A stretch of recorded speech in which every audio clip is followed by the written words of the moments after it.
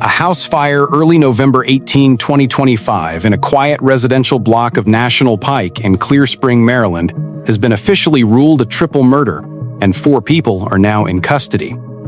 At approximately 5 a.m. that Tuesday, fire crews from local volunteer companies responded to a structure blaze at the single-story home in the 13,800 block of National Pike in Washington County.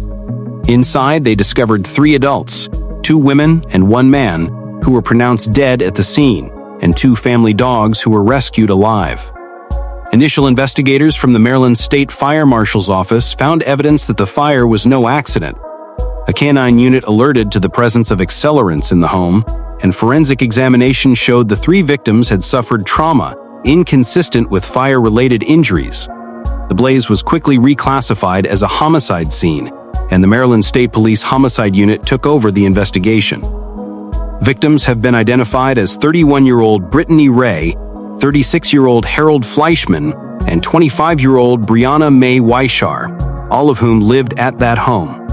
Autopsy results remain pending as investigators continue to piece together the full circumstances of their deaths. On November 29th, authorities announced the arrest of 4 suspects in connection with the triple murder and house fire.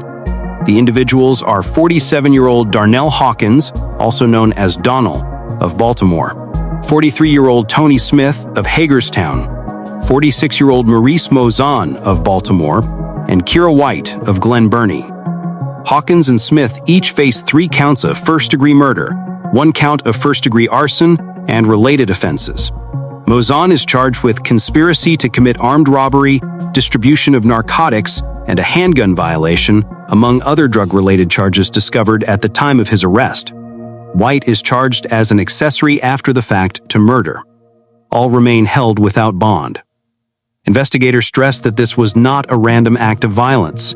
Evidence suggests the victims lived in the home and the fire was deliberately set. The investigation remains active, and law enforcement agencies including the State Fire Marshal's Office, the Maryland State Police Homicide Unit, local sheriff's offices, and forensic units, with support from the county's state's attorney, continue to work collaboratively to gather evidence and pursue further arrests. If you want up-to-date coverage as more details emerge in this case, subscribe to Crime Scene 24/7. Like, comment, and share the video to stay informed.